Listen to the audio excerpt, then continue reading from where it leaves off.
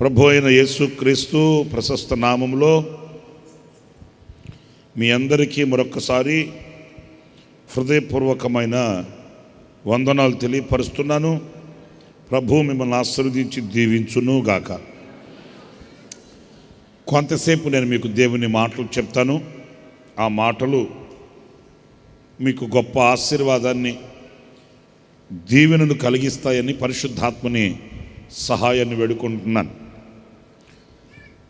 చూడండి, యెషయా గ్రంథం 53వ అధ్యాయం 6వ వాక్యంలోని చక్కటి మాట మనం చాలా సార్లు చదువుతున్న మాటను మరొకసారి మనం ధ్యానిద్దాము.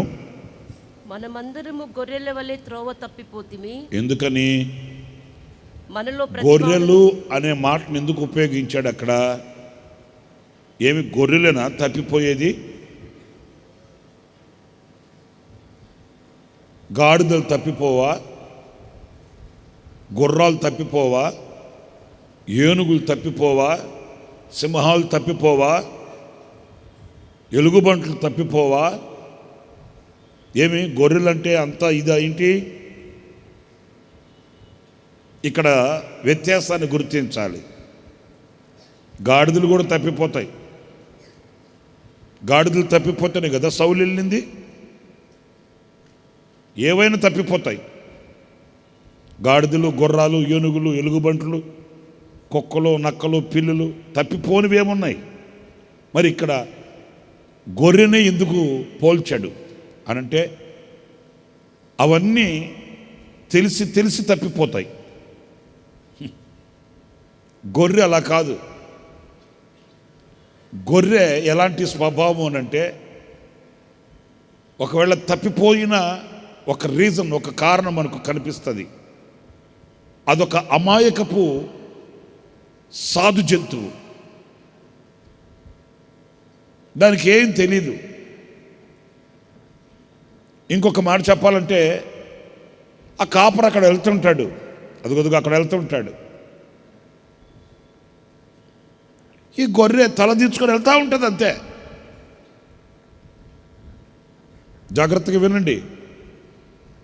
ఈ గొర్రె తప్పిపోయేది ఎక్కడయ్యానంటే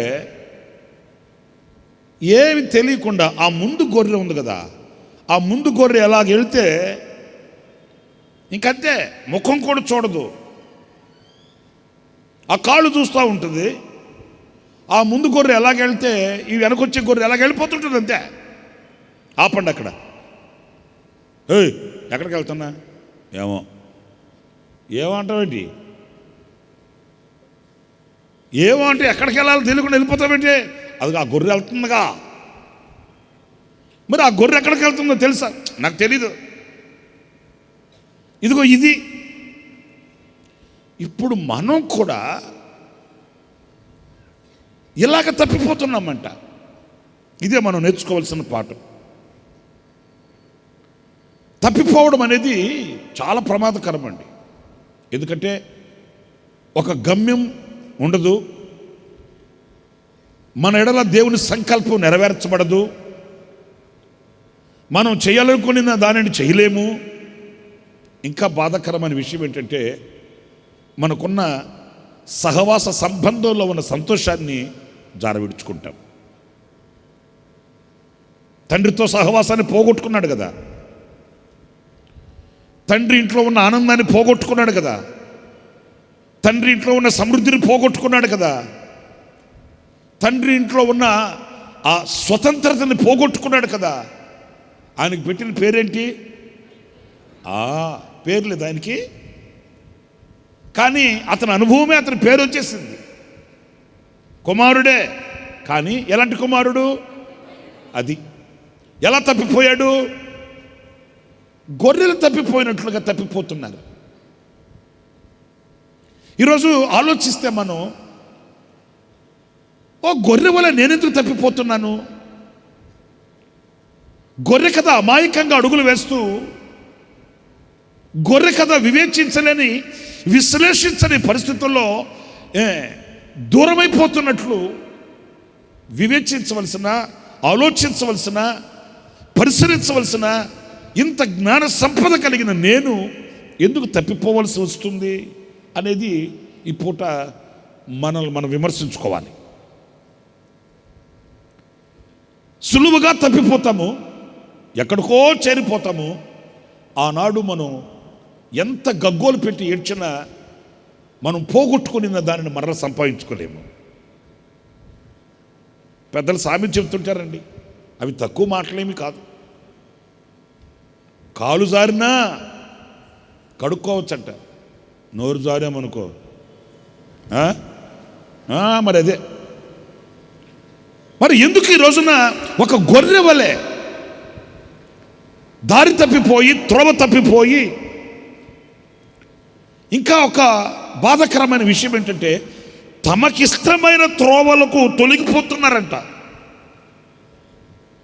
ఎందుకు తొలగిపోయారయ్యా ఏంటంటే తమకిష్టమైన మార్గములు, తమకిష్టమైన త్రోవలు, దేవుని త్రోవలు, దేవుని మార్గాలు అనుకొని తప్పిపోతున్నారంట.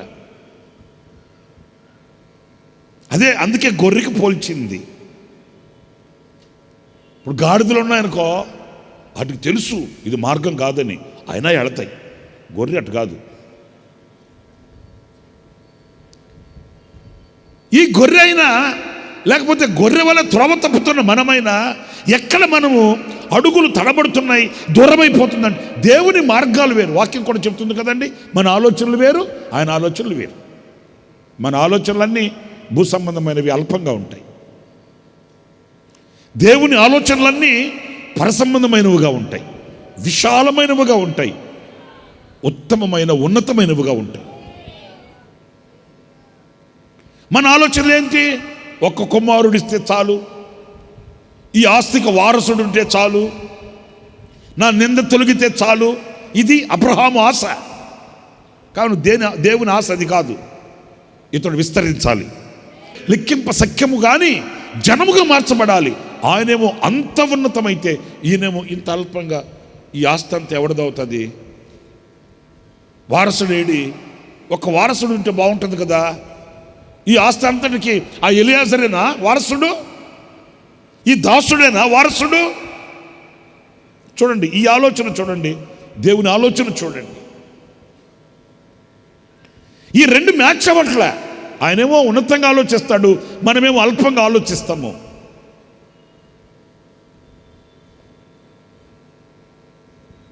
మరి దేవుని మార్గాల్ని వివేచించలేక, దేవుని యొక్క త్రోవల్ని గుర్తుపట్టలేక, మన త్రోవల్ని, మన మార్గాల్ని, ఇవి దేవుని త్రోవలు, ఇవి దేవుని మార్గాలు అని భ్రమపడుతూ మెల్లగా అక్కడి నుంచి మనం వైదొలిగిపోతున్నామంట. నాకు బాగా బాధాకరమైన విషయం ఇందులో ఏంటంటే, ఒక గొర్రెకి మనల్ని పోల్చి గొర్రెల వల్లే మీరు త్రోవ తప్పిపోతున్నారు. గొర్రె చూడండి, ఆ ముందు గొర్రె గనక అలా దాటి ఎగిరి అలాగే వెళ్ళిపోయింది అనుకో, ఆ వెనకొచ్చే గొర్రె ఉంటుంది కదా, ఎందుకు అది దాటిందా, ఎందుకు అది ఎగిరిందా ఏం తెలీదు. ఈ వెనకొచ్చేది కూడా ఎగిరి దూకెళ్తుంది. అక్కడే మనం తప్పిపోయేది. దేవుని పవిత్రమైన ఉద్దేశాలు ఏమై ఉన్నాయి? దేవుని నిశ్చలమైన సంకల్పం ఏమై ఉంది? దేవుని ఉద్దేశాలలో నేను ఎంత ఆనందించాలి, ఎంత ఆశీర్వదించబడాలి, ఎంతగా దీవించబడాలి, అసలు నా కొరకు నిర్ణయించబడిన ఆ నిర్ణయం ఏంటి, ఆ ఉద్దేశం ఏంటి, ఆ మార్గం ఏంటి, ఇది మనం తెలుసుకోవాల్సింది. ఒకరి చొక్కా ఒకరు వేసుకోకూడదు, ఒకరి వస్త్రాలు ఒకరు వేసుకోకూడదు. ఎవరు చెప్పారు ఈ పద్ధతి? నయోమి చెప్పింది. బోయజ్ దగ్గరికి వెళ్తున్నావమ్మా, నువ్వు స్నానం చేసి తైలం రాసుకొని నీ బట్టలు నువ్వు ధరించుకొని, నా పాత బట్టలు మురికిగా ఉన్నాయి, మరి ఉతుక్కో, సరిచేసుకో, సరిదిద్దుకో. ఒకరి వస్త్రాలు వేసుకొని వారిలాగా జీవించాలి, వాళ్ళలాగా బ్రతకాలి, వాళ్ళలాగా తినాలి, వాళ్ళలాగా తిరగాలని ఒకరిలాగా నీవు నటించడం అది శాశ్వతం కాదు, అది ఆశీర్వాదం కాదు, అది నీకు క్షేమం కాదు. మనలో ఉన్న వైరాగ్యం ఎట్టుంటుందో తెలుసా? సాధు సుందర్ సింగ్ గారి పుస్తకం చదువుతున్నాం అనుకో, అచ్చం సాధు సుందర్ సింగ్ లాగా అయిపోవాలి, అంతే, ఇంకంతే. మరలా అది పక్కన పడేసి ఇంకెవరైనా పుస్తకం చదువుతున్నాం అనుకో, ఇక వైరాగ్యం వచ్చేస్తాం మనం, బా అంతే, ఇక అంతే. ఇక యేసన్న గారి జీవిత చరిత్ర చదువుతున్నాం అనుకో, ఇక అంతే, యేసన్న గారిని అయిపోవాలి, ఇక రేపు పొద్దున అయిపోవాలి, అంతే. ఇవి క్షణికమైన ఉద్రేకాలండి. నీకంటూ నా దేవుడు ఒక మంచి త్రోవను ఏర్పాటు చేస్తున్నాడు. అందుకే వాక్యంలో మనం చదువుతున్న యెషయా గ్రంథంలో నీ మీద దృష్టి నిలిపి నీకు ఆలోచన చెబుతాను. సామూహికంగా అందరికీ ఒకే ఆలోచన కాదు. అందరు కాకరకాయ రసం తాగండి అంటే సస్తారు.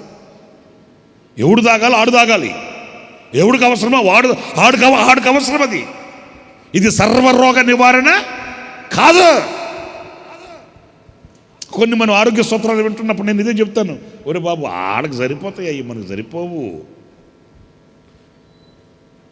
ఒక్కొక్కరు బాడీ తత్వం వేరు, శరీర తత్వం వేరు, అందరికి ఒకే వర్తించదు. ఇప్పుడు నార్త్కి వెళ్ళామనుకో మనం, వాళ్ళు 3 పూట్ల రొట్టెలు తింటారు. ఎందుకు ఈ మందిరం పని చేసేటప్పుడు చూసా, బెత్తరపోయా నేను.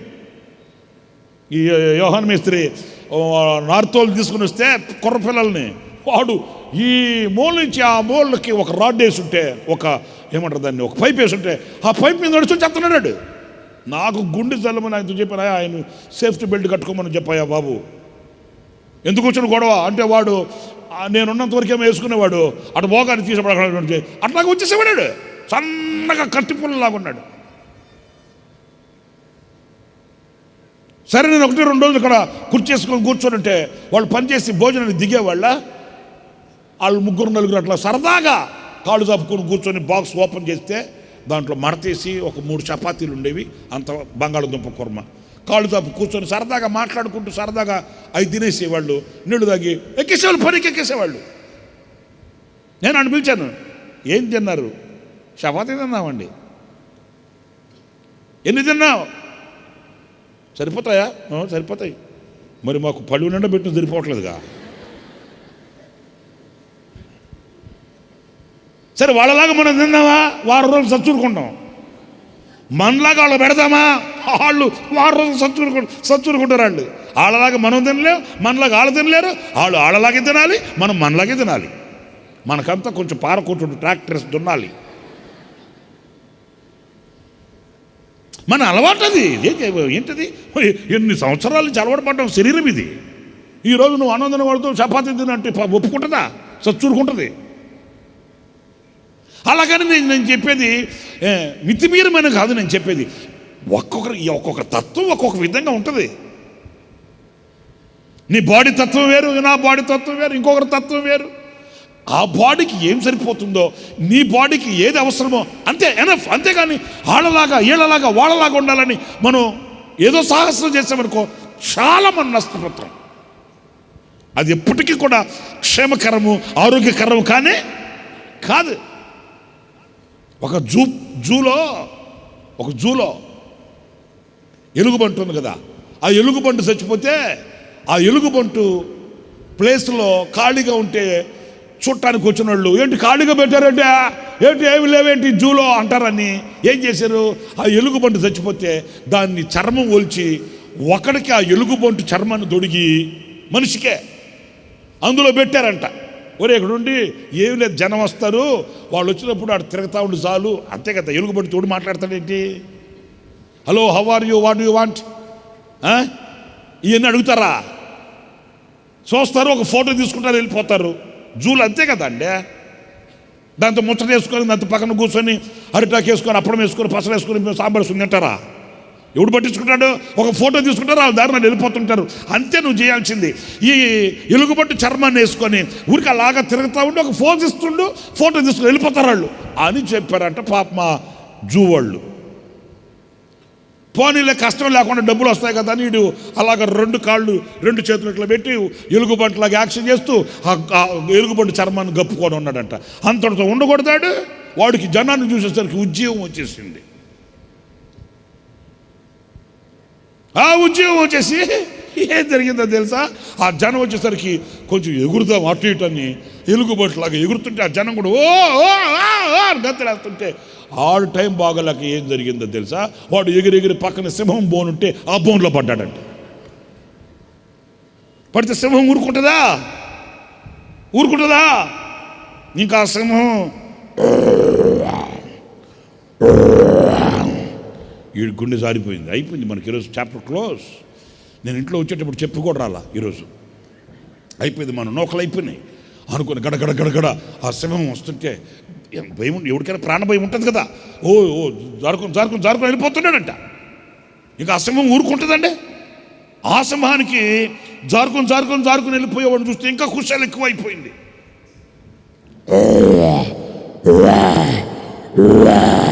అట్లా వస్తుంటే ఈడు ఓయమ్మా అంటే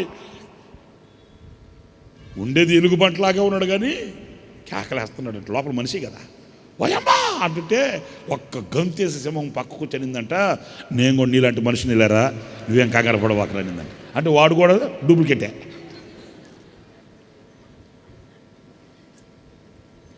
ఇవన్నీ డూప్లికేట్లు. ఇవన్నీ అది ఒరిజినల్ సింహం, ఇది ఒరిజినల్ ఎలుగుబంటు కాదు. ఇవన్నీ డూప్లికేటే. ఇప్పుడు కాకపోయినా రేపే కాకపోయినా మర్నాడైనా ఇది ఎప్పటికన్నా ప్రమాదమే.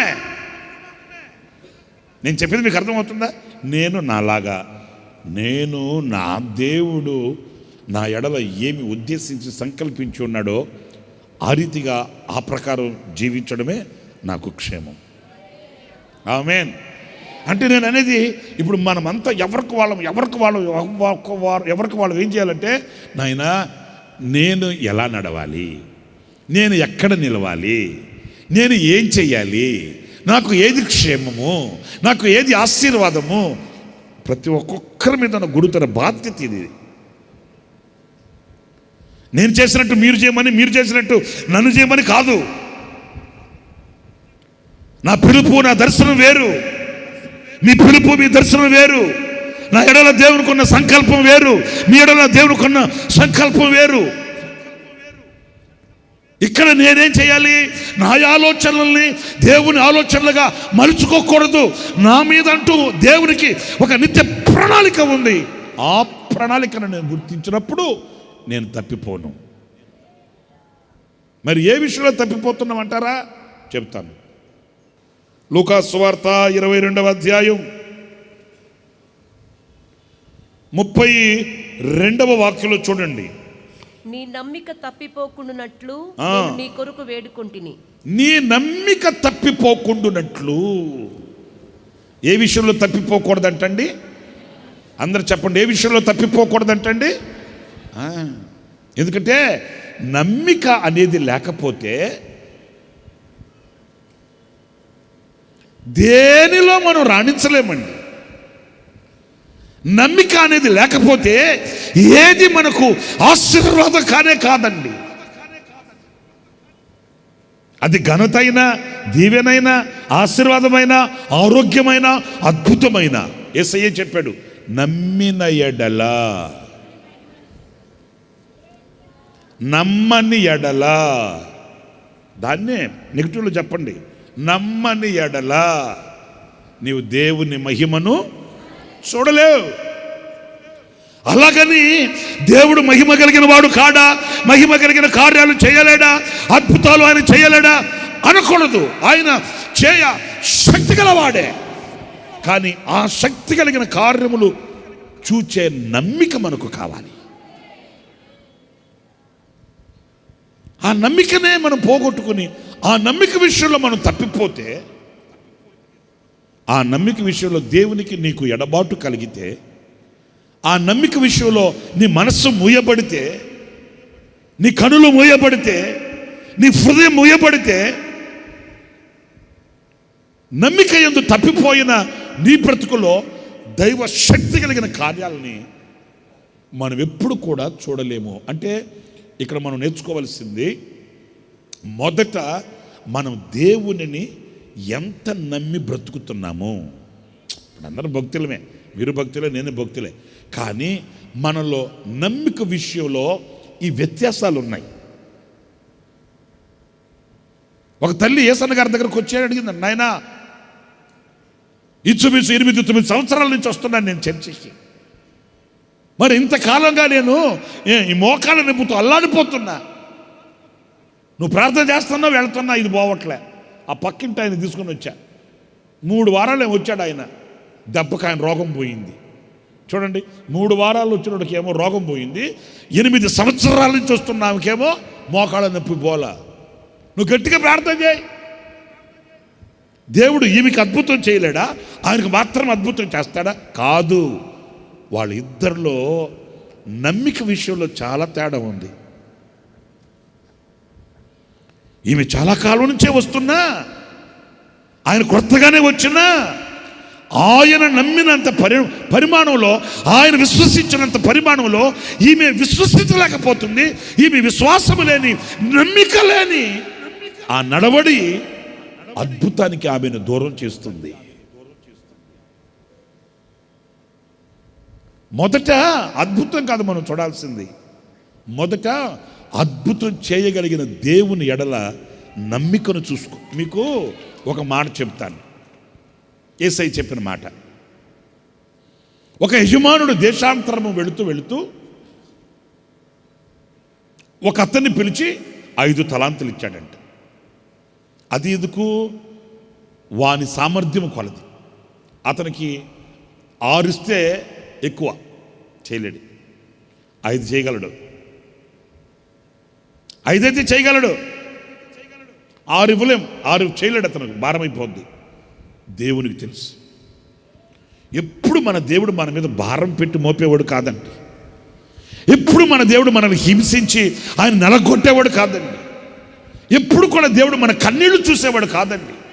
ఎప్పుడు కూడా మనము చేయలేనిది, మనం మోయలేనిది, మన వల్ల కానిది మనం చేయాలని ఆయన మనల్ని హింసించేవాడు కానే కాదండి.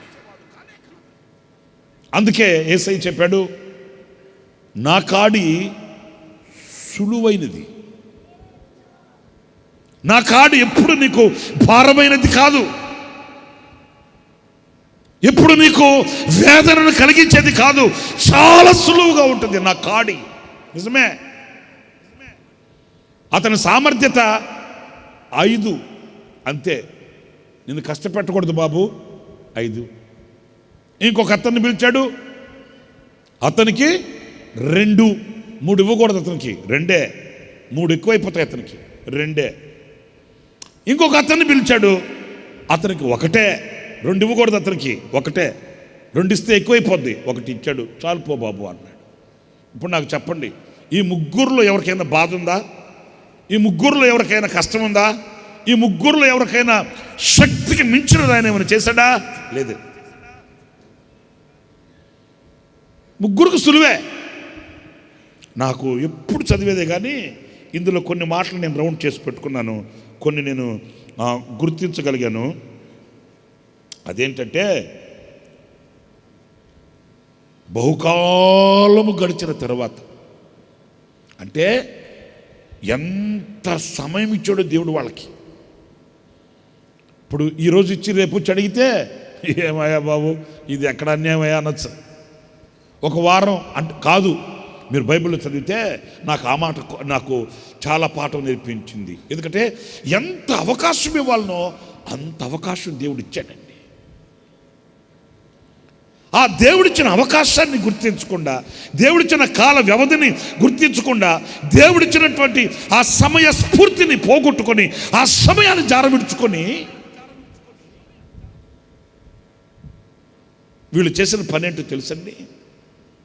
చూడండి, 5 ఇచ్చిన వారిని, 2 ఇచ్చిన వారిని, 1 ఇచ్చిన వారిని, ముగ్గురిని ఒకేసారి పిలిచాడు. హలో రోయ్, నువ్వు 1 కదా, నీకు ఇచ్చింది 1 కదా, నువ్వు రా ముందు. వాళ్ళు 5 కదా, వాళ్ళకి కొంచెం టైం కావాలి, వాళ్ళకి ఇంకొంచెం అవకాశం కావాలి. నువ్వురా, నువ్వు 1 కదా, నీదేముంది సింపుల్ కదా, నువ్వురా, నువ్వు వచ్చి లెక్క చెప్పు అన్నాడండి. 5 ఇచ్చిన వాడిని ఎట్లా ప్రేమించాడో, ఎంత అవకాశం ఇచ్చాడో, 2 ఇచ్చిన వాడిని ఎలాగ ప్రేమించే అవకాశం ఇచ్చాడో, 1 ఇచ్చిన వాడిని ఎలాగ ప్రేమించే అవకాశం ఇచ్చాడో, ముగ్గురికి ఒకే కొలతండి. అసలు ఇంకా మాట చెప్పనా, ఈ 5, 2 వాడు కంటే కూడా ఈ 1 తీసుకున్న వానికి చాలా చాలా అవకాశం ఇచ్చాడు. ఎందుకంటే అదే సమయంలో 5 ఇచ్చినవాడు ప్రయాసపడ్డాడు, 2 ఇచ్చినవాడు ప్రయాసపడ్డాడు, అలాగే 1 ఇచ్చినవాడు కూడా అదే కాల వ్యవధి.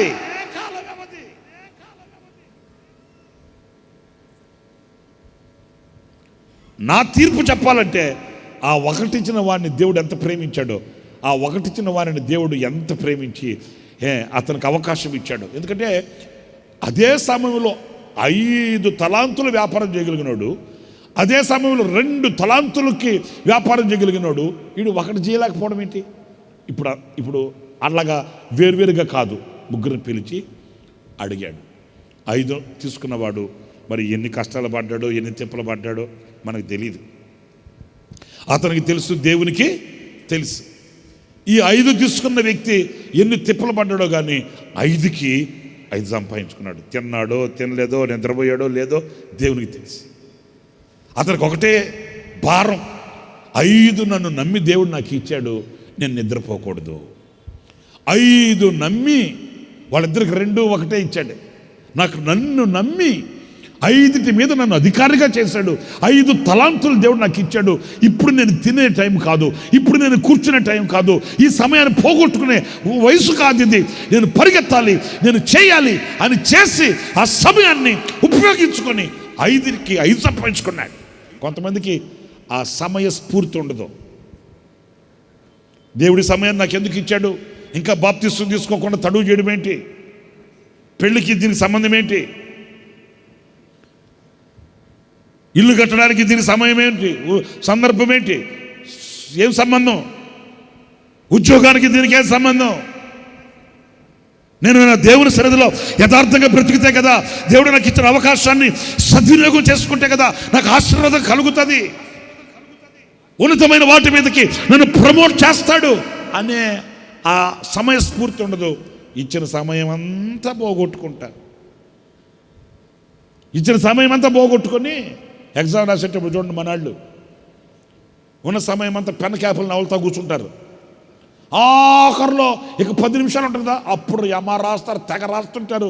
ఆ ఇన్విజిలేటర్ వచ్చి పేపర్ లాక్కుంటున్నా కూడా సార్ ఇంకొక్కటి సార్ ఏమంత బతుకులాడుకొని బతుకు బతకపోతే ఉన్న సమయాన్ని వాడుకోకూడదు. ముందు ఉన్న సమయం అంతా పోగొట్టుకొని కాలు కీలు కుంటుపడ్డ తర్వాత ఆ కూకి మంచం మీద మూలిగిన తర్వాత ప్రభు అనకపోతే ముందున్న సమయాన్ని ఏం చేశావు? దేవుడిచ్చిన అవకాశాన్ని, దేవుడిచ్చిన ఆ సమయాన్ని పోగొట్టుకొని ఇప్పుడేమో ప్రాధేయపడడం ఎందుకు? మరి ఆయన తిన్నాడో తినలేదో ఏం చేసాడో తెలీదు. 5కి 5 సంపాదించుకున్నాడు. ఘనంగా తీసుకుని వచ్చి యజమానుడికి అప్పగించాడు. యజమానుడు సంతోషించాడా, దుఃఖపడ్డా? 2 ఇచ్చిన వాడిని పిలిస్తే ఆ 2 అతను కూడా పాపం అతని సామర్థ్యం అది. 2కి 2 సంపాదించాడు. ఇప్పుడు మన సబ్జెక్టులోకి మనం వస్తున్నాము, వివరణ మీకు కొంచెం అందించారంతే. ఆ 3వ వాడు ఎందుకు అతడు ఫలించలేకపోయాడు, ఎందుకు అతడు వర్ధిల్లలేకపోయాడు? వాడు చేసినట్టే ఇతను కూడా చేయొచ్చు కదా. ఇంకొకటి, సామర్థ్యం లేకపోతే దేవుడు అసలు ఇవ్వడు కదా. నేను చెప్పింది మీకు అర్థమవుతుందా? సామర్థ్యత లేకపోతే అసలు ఇవ్వడు కదా. 1ని అతడు 2 చేసుకోగలడనే కదా ఇచ్చింది. మరి అది కూడా ఎందుకు చేసుకోలేకపోయాడు? సామర్థ్యత ఉండి, శక్తి ఉండి, అవకాశం ఉండి, సమయం ఉండి ఎందుకు చేయలేకపోయాడు? ఒకటే, ఆ తలాంతులు ఇచ్చిన యజమాని మీద ఇతనికి నమ్మకం లేదు.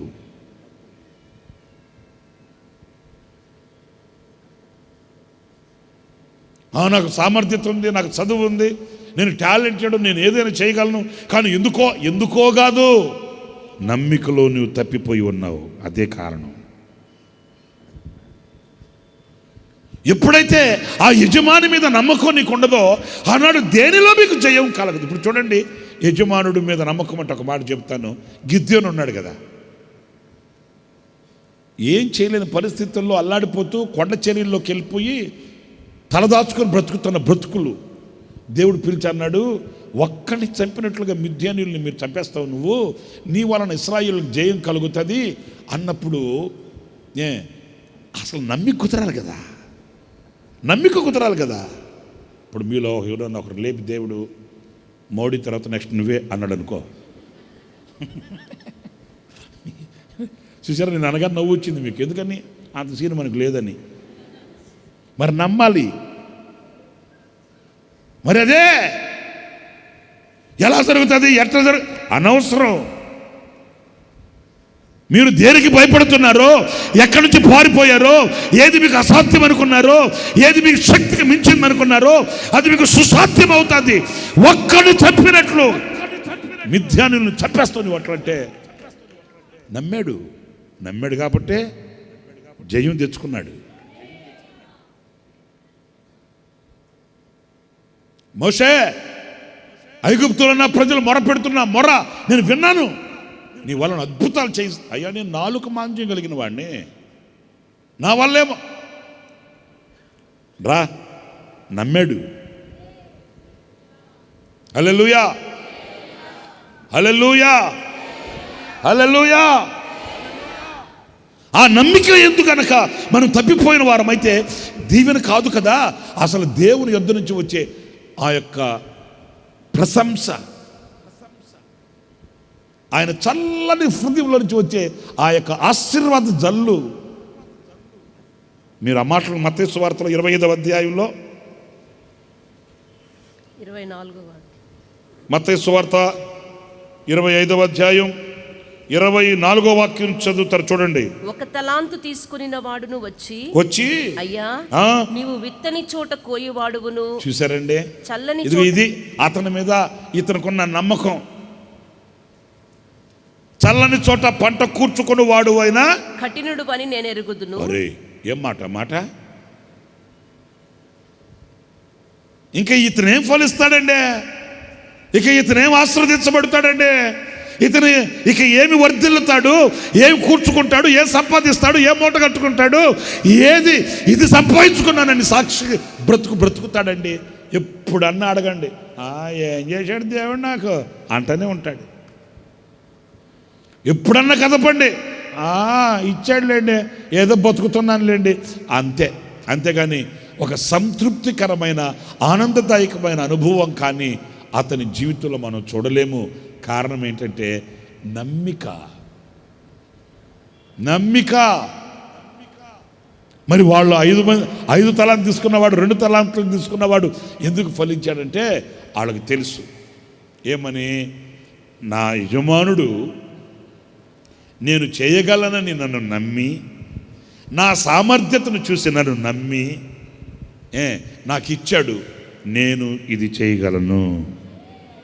ఆమేన్. ఇందులో నేను రాణించగలను, నేను ఇందులో ఫలించగలను, నేను ఇందులో జయించగలను. ఆ నమ్మికే. ఈయన అడగండి, ఏరాబాయ్ నువ్వేం చేయలేక ఎందుకు పోయావు అంటే, నా వల్ల కాదు, నేను చేయలేను. ఆయన ఎలాంటి వాడు తెలుసా, విత్తని చోట కోయువాడు, చల్లని చోట కూర్చువాడు, కఠినాత్ముడు ఆయన. అరే నీ యజమానుని మీదనే, దేవుని మీదనే నీకు ఒక నమ్మిక, ఆ మంచి మనస్సు లేకపోతే ఇక నువ్వేం ఫలిస్తావు, ఏం ఆశీర్వదించబడతావు? నా ప్రియమైన సహోదరులారా, మొదటిగా మనం నేర్చుకోవలసింది నమ్మిక విషయంలో. అందుకే చెప్పాడు పేతురు మంచివాడవే, భక్తి కలిగిన వాడవే కాదనట్లే, కానీ ఈనాడు ఉన్న ఈ నమ్మిక నువ్వు పోగొట్టుకోకుండా, ఈనాడు నీకున్న నమ్మిక నువ్వు జారవిడుచుకోకుండా కాపాడుకో. అప్పుడు నీవు క్షేమకరమైన బ్రతకగలుగుతావు. ఆ నమ్మికను పోగొట్టుకోవద్దు. హల్లెలూయా, హల్లెలూయా. ఇంకొక మాటని, రెండవది ఏ విషయంలో మనం తప్పిపోతున్నామో అనేది మనం వాక్యంలో పరిశీలిస్తే ఇంకొక మాట కూడా యాకోబు పత్రికలో 3వ అధ్యాయం 2వ వాక్యం చదువుతారండి. అనేక విషయములలో మనమందరము తప్పిపోచున్నాము. అయ్య బాబోయ్, సత్యం. ఇక్కడ ఏం వర్గమేమి భేదమేమీ లేదు, చిన్న పెద్ద తారతమ్యమేమీ లేదు, స్త్రీలు పురుషులనే వేరుపాటు లేదు. ఖచ్చితంగా చెప్పేశాడు, అనేక విషయములలో మనం అందరము బాధాకరమైన విషయం అండి. ఇక్కడ సీనియర్ అని లేదు, జూనియర్ అని లేదు. ఇక్కడ పాస్టర్, పోస్టరు, డాక్టరు, ట్రాక్టర్ అందరిని కలిపేశాడు. ఈరోజు మనం అనేక విషయాలలో అందరూ ఇక్కడ ఏమి వాళ్ళు గొప్ప వీళ్ళు గొప్ప అనేవి లేదు. ప్రతివాడును అనేక విషయాలలో మనం తప్పిపోతున్నాము. మరి ముఖ్యంగా ఏ విషయంలో అనంటే అక్కడ రాయబడిన మాట మనం చదువుతాము. ఎవడైనను మాట యందు తప్పని ఎడల, మాట యందు చెప్పండి, ఏ విషయంలో? మాట, నోటి మాట. నేను ముందే చెప్పానండి, కాలు జారితే మరలా మనం తీసుకోవచ్చు, శుభ్రం చేసుకోవచ్చు. నోరు జారేమో అది. ఇక్కడ మనం ఏ విషయంలో తప్పిపోతున్నామంటే మాట చెప్పేస్తాం, మాట అనేస్తాం, నిర్ణయం తీసేసుకుంటాం, నిబంధన చేసేస్తాం, ఒడంబడిక చేసేస్తాం. నెరవేర్చే దగ్గరకు వచ్చేసరికి ఆ మాటను మనం ఏం చేస్తున్నామంట? తప్పిపోతున్నామంటే. ఈ విషయంలో అందరూ చింతించవలసిన విషయమే, అందరూ బాధపడాల్సిన విషయమే. వాక్యంలో మనం చదివితే ఏం రాస్తుందో తెలుసండి? ఒప్పుకొనుట కంటే ఒప్పుకోకుండా ఉండుటమే మేలు. అట్లాగని చెప్పి ఒప్పుకోకుండా చేతులు గడుక్కొని చేతులు దుడుచుకొని గోర్లు గొడుక్కుంటూ కూర్చోమని కాదు. దాని అర్థం ఏంటి? నీవు నిర్ణయం తీసుకుంటే, నువ్వు మాట పలికితే, నీ నోట మాట జారితే 100 6 100 దాన్ని నెరవేర్చాలి. హల్లెలూయా. అతడు నష్టము కలిగినను, అందరు చెప్పండి, నష్టము కలిగినను చెప్పండి. మరి ఎందుకు మాట తప్పుతున్నట్టు మీరు చెప్పండి. ఇప్పుడు నిజ స్నేహితుడు ఒకడు ఉన్నాడు అనుకోండి, ఆ నిజ స్నేహితుడు ఆపత్కాలం ముందు ఎలా ఉంటాడు? సహోదరులాగా ఉంటాడు. మాట తప్పుడు, మడిమి తిప్పడు, వెనుచూపడు, దూరము కాడు. ఆ ప్రేమానురాగాన్ని, ఆ అనుబంధాన్ని కాచుకుంటాడు. నోటి మాట చేత అతడు చేసిన ఆ నిబంధనకి వాడు కట్టుబడి ఉంటాడు. నేను ఆటో ఒకటి వెళ్తా ఉంటే ఆటో వెనకాల రాస్తుంది ఒక క్యాప్షన్. ఆటో వెనక చాలా క్యాప్షన్స్ ఉంటాయి అనుకోండి, మీరు చూస్తూ ఉంటారుగా. ఒక్కొక్కటి తెలివంతా ఆటో వెనకాలే ఉంటుంది. ఒక్కొక్కటి నిజమే, నేను చూసినప్పుడు ఇన్ని తెలివితేటలు రా బాబు వీడికి అనిపిస్తుంది. ఆ తెలివితేటలు ఏదో బాగా వాడుకొని ఉంటే ఏదో ఒక ఉద్యోగం సంపాదించుకునేవాడు. వాడుకోవాల్సిన చోట వాడుకోక ఆటో వెనకాల రాసుకున్నాడు. నేను వెళ్తుంటే కారులో ఆ ఆటో వెళ్తుంది ఒకటి ముందు, ఆ దాని మీద రాసుకున్నాడు, ఏ షిప్ అన్నా మునుగుతుంది కానీ ఫ్రెండ్షిప్ మునుగుతూ అని రాస్తే నేను అనుకున్నాను అసలు మునిగేది మొదట అదే.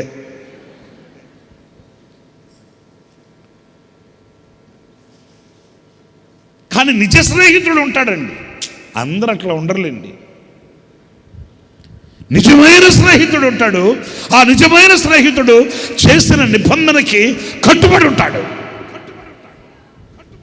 అతడు తీసుకున్న నిర్ణయానికి, మనసులో అతడు తీసుకున్న ఆ ఒడంబడికకి కష్టమైన, నష్టమైన, మరణమైన ఏది వచ్చినప్పటికీ తొలగిపోడు. మాట మీరడు, కట్టుబడి ఉంటాడు. నష్టము కలిగినప్పటికీ మాట తప్పడు. మన మాట చెప్తాం, మర్చిపోతాం. నేను అనేది, మనం చెప్పేది మనం నిబంధన చేసాం. నాకు ఎప్పుడు అన్న చెప్పిన మాట గుర్తొస్తుంటుంది. అన్న మన సిపిఎం చర్చిలో 10 సంవత్సరాలు ఆయన పెద్ద దైవజనుల దగ్గర సేవ నేర్చుకున్న తర్వాత, ఈ లేమల్లికి వచ్చి సేవ స్టార్ట్ చేసిన తర్వాత ఇంచుమించు ఒక 5 సంవత్సరాలు ఏంటంటే, అది ఒక 10, ఒక 5, 15 సంవత్సరాలు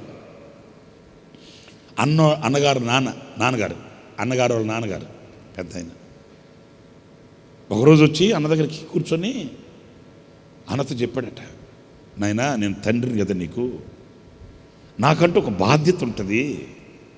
నువ్వేదో సేవ చేసుకుంటున్నావు, సరే ఆడు సేవాడిని ఏదో చేసుకుంటున్నాడు, ఆడు బతుకుతాడు, నాకెందుకు అని అనుకోకూడదు. నేను తండ్రిని, నాకంటూ ఒక బాధ్యత ఉంటుంది. ఒక 2 మాటలు నేను అడుగుతాను నాయన నిన్ను, నాకు సమాధానం చెప్పు అన్నాడట యేసన్న గారిని వాళ్ళ నాన్నగారు. మాకు సేవకుల సదస్సులో చెప్తుంటారు అన్న మాకు. ఏంటి నాన్న అంటే, నువ్వు 15 సంవత్సరాల నుంచి ఒక 15 సంవత్సరాలు సేవ చేసావు, నాకు ఒక బాధ్యత ఉందని నేను చెప్తున్నా.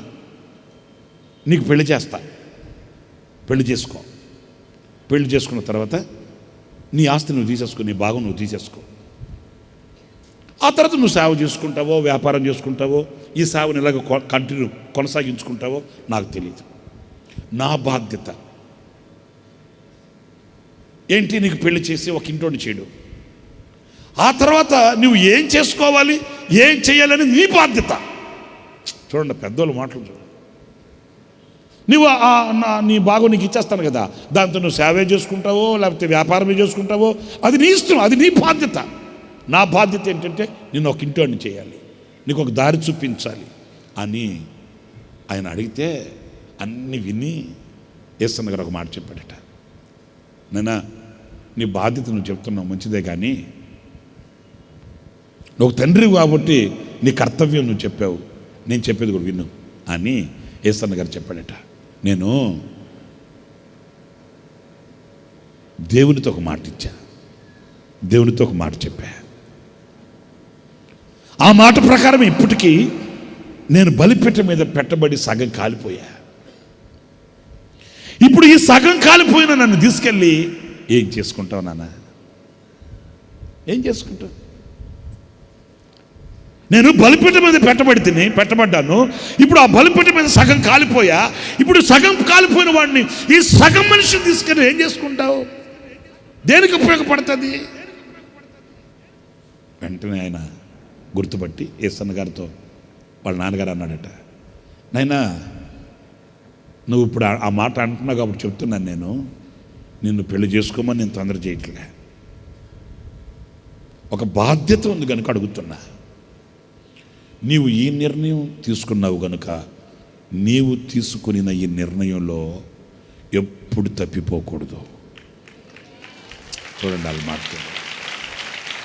నువ్వు దేవునికి మాటిచ్చావు, మనుషులతో కాదు. ఒక తండ్రిగా నేను అడిగిన అవకాశం ఉన్నా, నేనే నీకు పర్మిషన్ ఇస్తున్నా, అలా కాదు అన్నావు కనుక నీవు తీసుకున్న ఆ నిర్ణయం నీ కండ్ల ముందు ఎప్పుడు ఉండాలి అన్న చెప్తుంటారు. ఇంకో మాట అన్నాడంట వాళ్ళ నాన్నగారు, ఇంకో మాట ఏంటంటే, బస్సులో ఎన్నిసార్లు పడ్డా పర్లే లేస్తాం. చూడండి వాళ్ళు మాటలు చూడండి, బస్సులో ఎన్నిసార్లు పడ్డా లేస్తాం, కానీ బస్సు కింద పడకూడదు నాయనా.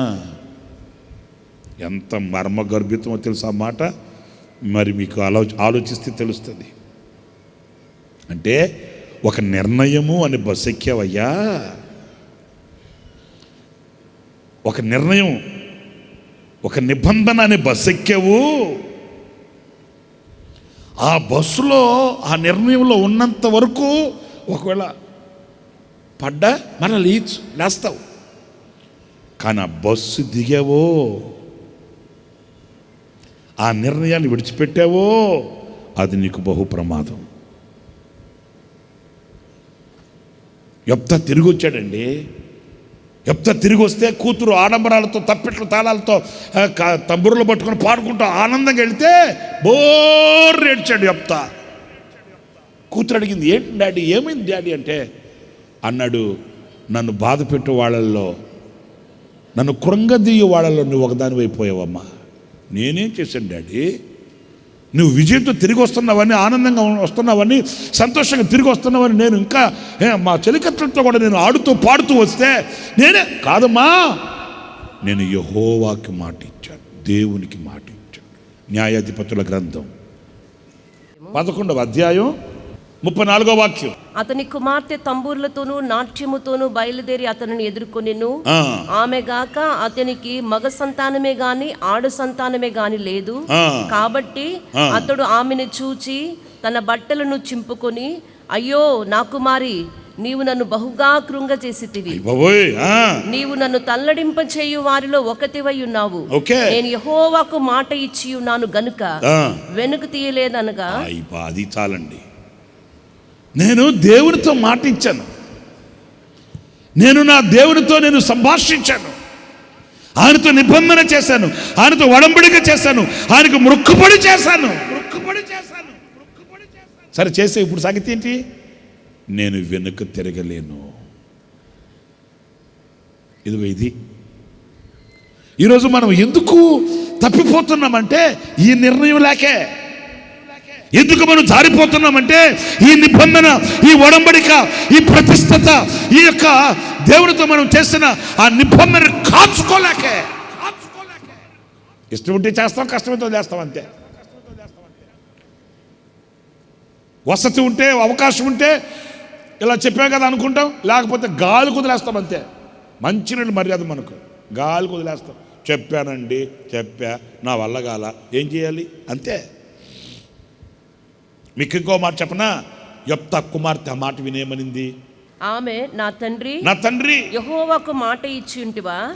చూడండి, వాళ్ళిద్దరు మాటల్లో ఆ సంభాషణ గుర్తించండి. ఈయనేమో నేను యెహోవాకు మాట ఇచ్చాను అంటే, ఆమె యెహోవాకు మాట ఎట్టిస్తావు నాకు అర్థం కాల. నన్ను చూడండి, ఎట్టిస్తావు? నా లైఫ్ గురించి నువ్వేంటి ఇచ్చేది?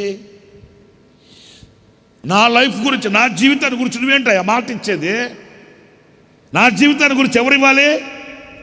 నేను ఇవ్వాలి. భార్యాభర్తలు ఇద్దరు కలిసి దేవుడి దగ్గరికి వెళ్ళారంట.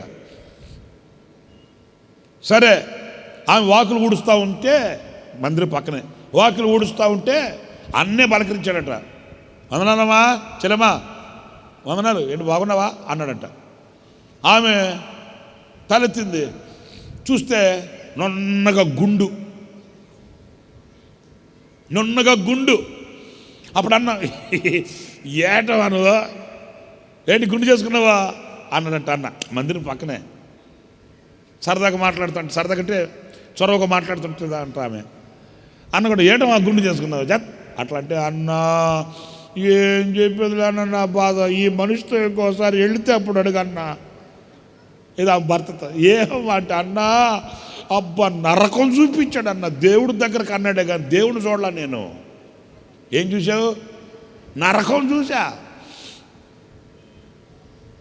ఒక నీళ్ల బాటలు ఇప్పించినోడు కాదు, అంత అన్నం పెట్టించినోడు కాదు అన్న. దేవుడి దగ్గరికి అని తీసుకెళ్ళన్నా. అక్కడికి వెళ్ళిన తర్వాత, నేను మొక్కుకున్నా నీ తలంటికి ఇస్తానని, గుండు చేసుకోమన్నాడు అన్న. నువ్వు మొక్కుకునేది ఏంటి, నేను ఇచ్చేది ఏంటి అయ్యారంటే, అంతమందిలో కొట్టబోయాడన్న. ఎందుకు వచ్చిన గొడవ అని గుండు చేసుకుని వచ్చి ఆయన ఒప్పుకున్నాడంట, ఈ తలంటికి ఇస్తానని. మరి అలాగే కదా ఇక్కడ యెఫ్తా కుమార్తె ఏమనాలి? నన్ను గురించి నువ్వు ఒప్పుకునేది ఏంటి అట్లా అన్నారు కదా. అట్లా అనట్లే. చూడండి, ఆ ఆధ్యాత్మికమైన ఆ ఉన్నత స్థానం చూడండి. వెంటనే గుర్తించి ఏమంటుందో తెలుసా? నువ్వు యెహోవాకు మాట ఇచ్చితివా, నీ నోటి నుండి బయలుదేరిన మాట చొప్పున మాత్రమే జరగని, అంతే. ఎందుకంటే మాట విషయంలో మనం తప్పిపోయిన వారము కాకూడదు. అది ఎంత కష్టమైనా, ఎంత నష్టమైనా, ఎంత ఇరుకైనా, ఎంత ఇబ్బంది అయినా, నేను కూతురినే కావచ్చు, నీకున్న ఏకైక కుమార్తెనే కావచ్చు, అయినా పర్లే, నువ్వు మాట ఇచ్చింది దేవునితో మాట ఇచ్చావంతే. ఆ మాట ప్రకారమే చేసి దేవుని ఎదుట నీవు నిర్దోషిగా నిలబడాలి, కానీ దోషిగా చేతులు కట్టుకుని నిలబడకూడదు. మాట విషయంలో మనం తప్పిపోకూడదు. గొర్రెల వలె కొందరు తప్పిపోతున్నారట, త్రోవ విడిచి తిరుగుతున్నారట. ఏ విషయంలో? ఒకటేమో నమ్మిక విషయంలో, రెండేమో మాట విషయంలో. ఇంకొక మాట నేను మీకు జ్ఞాపకం చేస్తాను. అదేంటంటే హెబ్రీ పత్రిక 3వ అధ్యాయం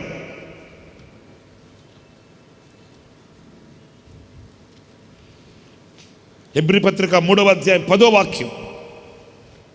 కావున నేను ఆ తరము వారి వలన విసిగి ఆ తరము వారి వలన విసికి వీరెల్లప్పుడూ తమ హృదయ ఆలోచనలలో తప్పిపోవచ్చున్నారు. చూసారండి, హృదయ ఆలోచనల విషయంలో తప్పిపోతున్నారంట. హృదయ ఆలోచనలు చెప్పండి. ఇప్పుడు మార్గాలైతే కనబడతాయి,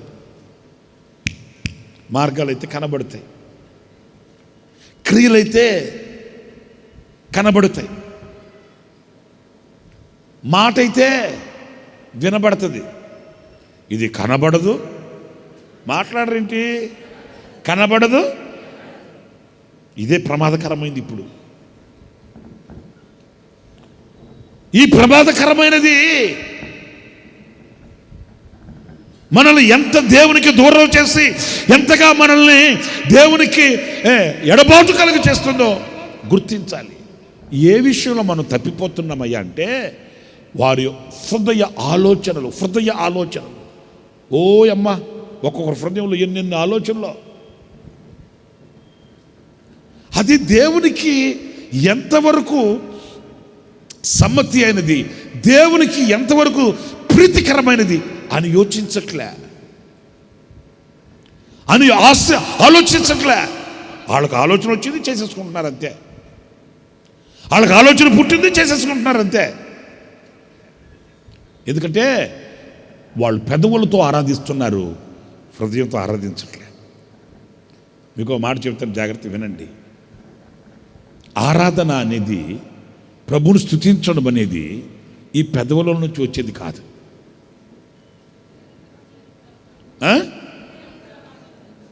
నీ పూర్ణాత్మతో ఎలా సేవించాలి ఆయన్ని, ఎలా ఆరాధించాలి ఆయన్ని, ఎలా ప్రేమించాలి ఆయన్ని.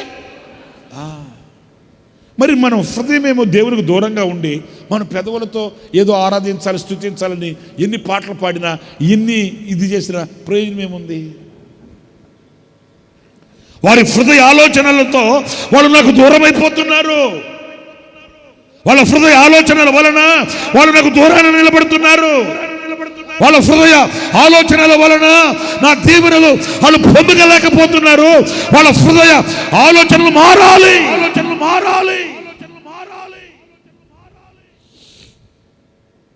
నా ప్రియమైన సహోదరులారా,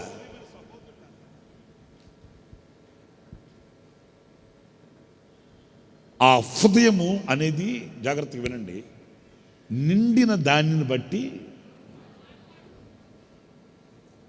నీ హృదయం నిండిన దానిని బట్టి నీ క్రియలు కనిపిస్తాయి. అంతే కదండి? అంతేనా కాదా? నేను గుంటూరు ఆ బ్రిడ్జి దాటే ముందు లెఫ్ట్లో ఒక హాస్పిటల్ ఉంటుంది. ఎక్కడో విన్న ఆ మాటలన్నీ అతని మనసులో, అతని బ్రెయిన్లో రికార్డ్ అయిపోయాయి. ఇప్పుడు అది ఎఫెక్ట్ అయ్యేసరికి ఆ బ్రెయిన్లో ఉన్నాయి, ఆ మనసులో ఉన్న మాటలే మాట్లాడుతున్నాడు. తర్వాత నేను అంతేలేండి, ఒక వారం దాటిన తర్వాత మళ్ళీ వెళ్ళా. అప్పుడు వెళ్తే నేను వెళ్ళేసరికి ఆయన ఆ బెడ్లోనే ఉన్నాడు, భోంచేస్తున్నాడు. నేను ఆయన్ని ఇప్పుడేం తిడతాడు ఇది చూస్తా అనుకుని వెళ్ళి అప్పుడు చూస్తే భోంచేస్తున్నాడు. అప్పుడు డాక్టర్ గారిని అడిగితే కొంచెం పర్లేదన్నా, ఇంకా ట్రీట్మెంట్ ఇస్తున్నాం, అయితే కొంచెం మెమరీ లాస్ అయ్యింది, గతాన్ని కొన్ని మర్చిపోయాడు అతను, ఎందుకంటే బ్రెయిన్ మీద ఎఫెక్ట్ అయింది కాబట్టి మర్చిపోయాడు, ట్రీట్మెంట్ ఇస్తున్నాం, కొంచెం లేట్గా రికవర్ అవుతాడు, కొంచెం టైం పడుతుంది అట్లా అన్నప్పుడు నేను ఆయన్ని అక్కడ కూర్చొని కాసేపు అలా చూశాను. చదువుకున్నవాడే, మంచి స్థితిమంతుడే, జాగ్రత్తగా వినండి. కానీ పైన రూపం వేరు. ఇప్పుడు చూడండి, పై రూపం వేరు, అంతరంగంలో రికార్డ్ అయ్యున్న అది నేను చెప్పేది. మీరు ఇక్కడి నుంచి స్తుతిపాత్రుడా స్తోత్రార్హుడా అన్న ఇక్కడి నుంచి నీ మనసులో రికార్డ్ అయి ఉన్నాయి కొన్ని. అదే పెను ప్రమాదం. మీ హృదయంలో కొన్ని దాచబడి ఉన్నాయి. మీ హృదయాలలో కొన్ని లోక సంబంధమైనవే కానీ, దేవునికి అయిష్టమైనవే కానీ, అసభ్యకరమైనవే కానీ, దేవుడు నచ్చని మెచ్చనివి నీ హృదయంలో నాటబడ్డాయి, దాచబడ్డాయి. ఆ హృదయంలో దాచబడిన ఆలోచనని ఈరోజు నీవు గుర్తించి తీసివేసుకోకపోతే నీవు తప్పిపోతున్న వాడవని గుర్తించాలి. ఎందుకు నేను తప్పిపోతున్నాను, ఏ విషయంలో తప్పిపోతున్నాను అన్నప్పుడు ఈ మూడో విషయంలో నీ హృదయాన్ని నువ్వు పరిశీలించుకోవాలి. ఏది నా దేవునికి ఇష్టమైనది, అసభ్యకరమైనది, ఆయనకి ఇష్టం లేనిది ఏది నా హృదయంలో చోటు చేసుకుని ఉంది? నా దేవుని ఆలోచనలకి నేను భిన్నంగా ఎందుకు ఇలాగా నడిపించబడుతున్నాను? నా దేవుని ఆలోచనలకి నేను ఎందుకు కనెక్ట్ అవ్వలేకపోతున్నాను? నా దేవుని ఆలోచనలకి నేను ఎందుకు సమ్మతించలేకపోతున్నాను? ఆ ఆలోచనని చెరపట్టాలంట. ఏం చేయాలి? చెరపట్టాలి. మనకు ఆలోచనలు పలు విధాలుగా వెళ్ళిపోతుంటాయండి, పలు విధాలుగా వెళ్ళిపోతాయి. ఆ పలు విధాలుగా వెళుతున్న ఆ ఆలోచనల్ని మనం చెరపట్టి దేవుని చిత్తమునకు మనం అప్పగింపబడాలి. హల్లెలూయా. నీవు నేను మనం కాదు, మన ప్రభువు అయిన యేసుక్రీస్తే, నాయనా నా ఆలోచన ఎలా ఉంది, అయినను నా చిత్తం కాదయ్యా. మరి అదే నా సుఖం నేను కోరుకొని, నా ఆలోచన నేను ఆలోచించుకొని, నా కొరకు నేను ఏదో ప్లాన్ వేసుకోవడం కాదు. నీవు ఏదైతే కోరుకున్నావో, నీవు ఏదైతే నిర్ణయించావో, నీ ఆలోచన ఏదైతే ఉందో, నీ సంకల్పం ఏదైతే ఉందో, అది నెరవేర్చబడినట్లుగా నేను అంగీకరిస్తున్నాను. తల వంచిన యేసయ్య యొక్క ఆ ఉన్నతమైన విశాలమైన హృదయాన్ని మనం నేర్చుకోవాలి, మనం అవలంబించాలి. ఆయనకి ఎలాంటి మరణం పొందబోతున్నాడో ఆయనకి తెలుసు, ఎలా హింసించబోతున్నారో తెలుసు, ఎలా ఆయన చిత్రవదన చేయబోతున్నారో తెలుసు. అయినా కూడా దేవుని ఆలోచన అంటూ ఒకటి ఉంది, నా తండ్రి ప్రణాళిక అంటూ ఒకటి ఉంది. ఆ ప్రణాళికకు నేను దూరం కాకూడదు. హల్లెలూయా. ఆ తండ్రి యొక్క ఉద్దేశాలకి నేను వెన్ను చూపకూడదు. నా ఉద్దేశాలు, నా ఆలోచనలు, నా తలంపులు నేను నెరవేర్చుకున్నంత మాత్రాన నాకు అది క్షేమకరము కాదు. గనుక హృదయ తలంపుల విషయంలో మనం తప్పిపోకూడదు, నోటి మాట విషయంలో తప్పిపోకూడదు, నమ్మిక విషయంలో తప్పిపోకూడదు. ఓకే. హెబ్రీ పత్రిక 12వ అధ్యాయం 15వ వాక్యం. మీలో ఎవడైనను దేవుని కృపను పొందకుండా తప్పిపోవునేమో అని. కృపయందు మనం తప్పిపోకూడదంటండి. కృపా కృపా సజీవులతో నన్ను నిలిపినది నీకు. ఈరోజు బతుకుందామంటే కారణం ఏంటి చెప్పండి? కృప. ఈరోజే అనుకుంటాను, అనుదిన కృపలో నేను ఒక సందేశం చెప్పాను, తప్పనిసరిగా వినండి. ఆ రోజంతా ఆ వాక్య ధ్యానాన్ని మనసులో పెట్టుకోండి, ఇక జీవితంలో మర్చిపోరు. వాక్యాన్ని గుండెల్లో దాచుకుంటే, ఆ వాక్యాన్ని మనసులో పెట్టుకుంటే, ఆ వాక్యాన్నే ఆ రోజంతా తలంచి తలంచి తలంచి తలంచి ప్రభువును స్తుతిస్తే అందులో ఉండే దీవెన నీవు లెక్కించలేనిది. నీటి కాలవల యోరన నాటబడిన చెట్టు వలె ఫలిస్తావు. నీవు చేయునదంతయు సఫలమవుతుంది. ఎప్పుడు? వాక్యం అనే నీటి కాలవల యోరన నాటబడినప్పుడు, యెహోవా ధర్మశాస్త్రమునందు ఆనందించినప్పుడు. ఏం చేయకుండా నేను ఫలించాలి ఫలించాలంటే అట్ట ఫలిస్తావు? ఈరోజే అనుకుంటాను, యెహోవాను స్తుతించుడి, యెహోవాను స్తుతించుడి, ఆయనకు స్తోత్ర గీతము పాడుడి. ఎందుకు స్తుతించాలి? ఎందుకు స్తుతించాలి? నీవు నీతిని ప్రేమించి దుర్నీతిని ద్వేషించుచున్నావు కనుక నీ దేవుడే నీ చెలికాల కంటే నిన్ను హెచ్చగునట్లు నిన్ను ఆనంద తైలముతో అభిషేకించి ఉన్నాడు కనుక నువ్వు స్తుతించాలి ఆయన్ని. నిన్ను హెచ్చించిన తర్వాత, నీ స్థితి మారిన తర్వాత, నీ స్టేటస్ నువ్వు చూసుకొని నువ్వు స్తుతించలేకపోవడం ఏంటి? ఒకప్పుడు స్తుతించావు, ఒకప్పుడు ఆరాధించావు, ఒకప్పుడు గణపరిచావు, ఒకప్పుడు ఆయన పాదాల దగ్గర అలాగ పడి ఉన్నావు. ఇప్పుడు నీ స్థితి మారింది. రక్తం పట్టింది, చేతికి డబ్బులు వచ్చాయి, ఇంటికి జనం వచ్చారు, ఇంటికి స్లాబ్ వేశారు, పైన మిద్దు కట్టారు, ఇంటిలో డబ్బులు అద్దెలకు వస్తున్నాయి. ఇప్పుడు స్తుతించట్లే, ఎందుకంటే స్థితి మారింది కదా. అసలు నేను స్థితి మార్చిందే నేను స్తుతించడానికి, దేవుని స్తుతించడానికి. మరి స్థితి మారిన తర్వాత స్తుతించడం మానే. ఇంకో మాట చెప్పనా, స్తుతించడం అనేది చేతగాని వాళ్ళు చేసే పని కాదు. స్తుతించడం అనేది చేతగాని వాళ్ళు చేసే పని కాదు. ఏది చేతగాని వాళ్ళకి నియమించబడిన కర్తవ్యం కాదు. అసలు స్తుతించడం అనేదే దేవదూతలకు ఇవ్వబడిన ఘనతది. దేవదూతలకు ఇవ్వబడిన ఘనత. యెహోవా పరిశుద్ధుడు, యెహోవా పరిశుద్ధుడు అని గాన ప్రతిగానాలతో వాళ్ళు ఆయన ఆరాధించే ఆ భాగ్యం దేవదూతలది. దేవదూతలకు ఇచ్చిన భాగ్యం మనకిచ్చాడు దేవుడు. హల్లెలూయా, హల్లెలూయా. దేవదూతలకి ఇచ్చే ఆ డ్యూటీ, ఆ మహిమ, ఆ ఘనత, ఆ భాగ్యులను మనకిస్తే మనం కాలు రాసుకుంటున్నాం. దాన్ని కాలదనుకుంటున్నాం. ఎంతవరకు ఆయన స్తుతిస్తున్నాం, ఎంతవరకు ఆయన ఆరాధిస్తున్నాం.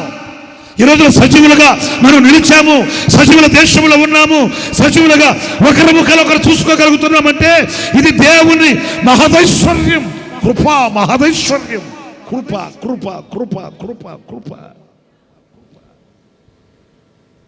యోబు గ్రంథంలో రాసి ఉంటుంది 8వ అధ్యాయం 8వ వాక్యంలో. ఇంటికి వెళ్తారు చదువుకుని. ఇప్పుడు కాదు, మనం నిన్నటి వారమే. మన ఎక్స్పైరీ డేట్ ఎప్పటి వరకు? నిన్నే. ఈరోజు తారీఖు ఎంత? 1వ తారీఖు అవుట్ మంది. By the grace of God 2వ తారీఖు కూడా ఇచ్చాడు దేవుడు. ఆమేన్. మరి ఆయన కృప కదా. ఆయన కృప యందు నువ్వు వైదొలగపోతే సజీవుల దేశంలో ఎలా ఉండగలుగుతావు? ఆయన కృప యందు నువ్వు తొలగిపోతే, ఆయన కృపను పోగొట్టుకుంటే, ఆయన కృప విషయంలో నీవు త్రోవ తప్పిన వాడవై, దారి తప్పిన వాడవై దూరమైపోతే, కృప దూరమైన పరిస్థితి ఏంటి? కృప దూరమైతే జరిగే పరిస్థితి ఏంటి? ఒక్కసారి సౌలును జ్ఞాపకం పెట్టుకోండి, ఒకసారి సౌలును జ్ఞాపకం తెచ్చుకోండి.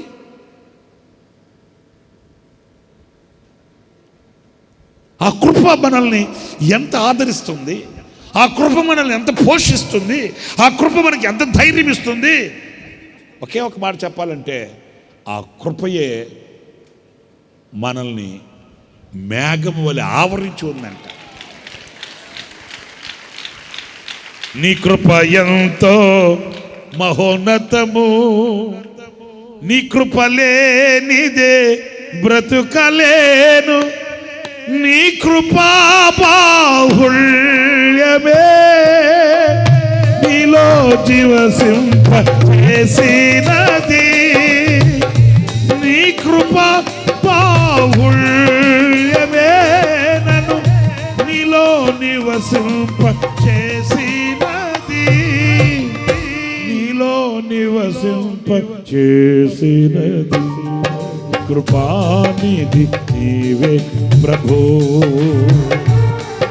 దయానిధి నీవే ప్రభు, నీ కృపలో నన్ను పొము, నీ కృపలో నన్ను నిలుపుము, నీ కృపతోనే నన్ను నిలుపుము. కృపానిధి నీవే ప్రభు, దయానిధి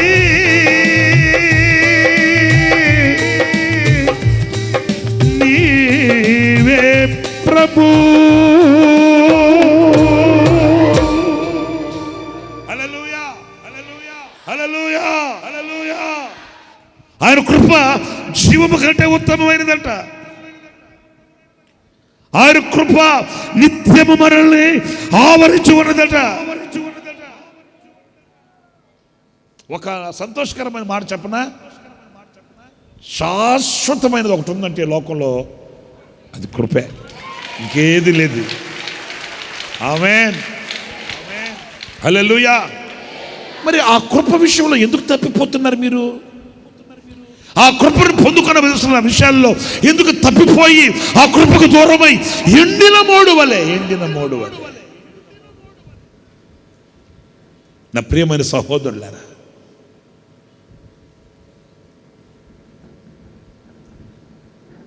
చిగురు తొడిగి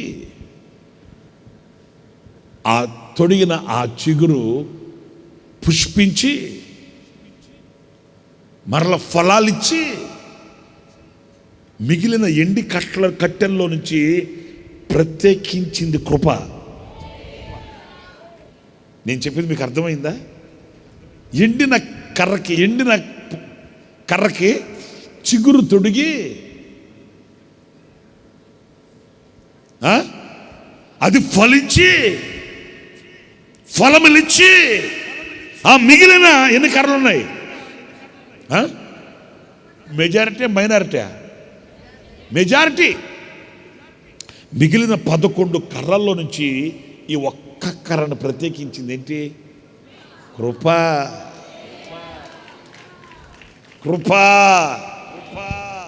నిండిపోద్ది, గుండె నిండిపోద్ది కృప. మృతులైన వాడి మధ్యలో ఎంతమంది ఉన్నారో, మృతులైన వాళ్ళు ఎంతమంది ఉన్నారో వాళ్ళ మధ్యలో నుంచి నేను ప్రత్యేకించింది కృప.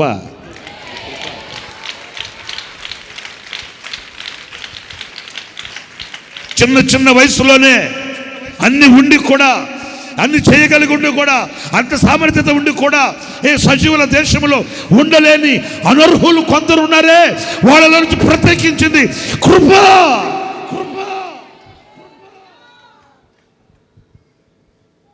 ఆ కృపను కొనియాడడం, ఆ కృపని ఎప్పటికప్పుడు కృప అని ఆ కృపని అనుభవించడం, అదొక కృపామృతం. హల్లెలూయా. అమృతం. అది ఏంటది? అమృతం.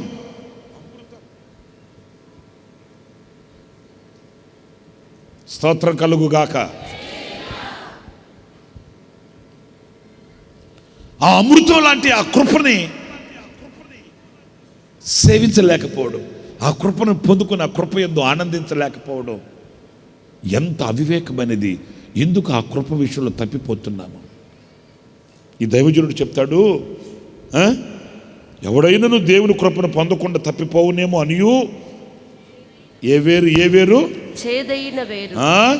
చేదైన వేరు ఏదైనను మొలిచి కలవరపరుచుట వలన అనేకులు అపవిత్రులైపోదురేమో అనియు ఒక పూట కూటి కొరకు తన జ్యేష్ఠత్వపు హక్కును అమ్మివేసిన అయ్యో ఎంత బాధగా మాట్లాడుతున్నాడు చూడండి. ఏశావు లాంటి అతను ఒకవేళ ఉంటాడేమోనని జాగ్రత్తగా చూసుకోండి. కృపను పోగొట్టుకోవద్దు, కృప విషయంలో తప్పిపోవద్దు. డబ్బు పోయినా పర్లేదు, ఆస్తులు పోయినా పర్లేదు, హలో వెండి బంగారాలు పోయినా పర్లేదు, వస్త్రాలు పోయినా పర్లేదు, కానీ కృపను పోగొట్టుకోవద్దు. ఆ కృపయే మనకు జీవం, ఆ కృపయే మనకు ఆధారం. ఆమేన్. ఎన్ని చెప్పినప్పటికీ నేను 4 గుర్తు చేయండి. నమ్మిక విషయంలో, మాట విషయంలో, ఆలోచన విషయంలో, కృప విషయంలో. ఆఖరికి ఇంకొకటి ఏంటంటే, తిమోతికి పరిశుద్ధుల పౌలు రాసిన 2వ పత్రిక 2వ అధ్యాయం 18వ వాక్యం.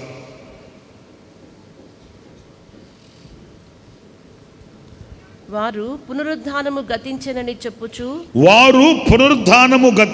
చెప్పుచు సత్యము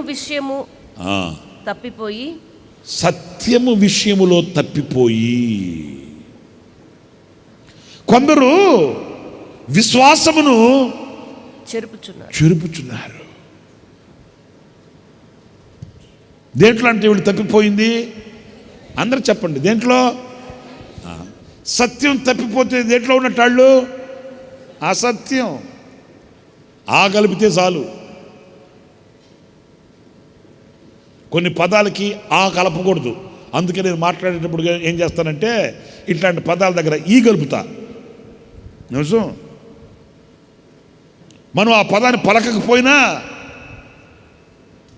కొన్ని పదాల్లో ఆ పలుకుతుంది. అలాంటప్పుడు ఏం చేయాలి?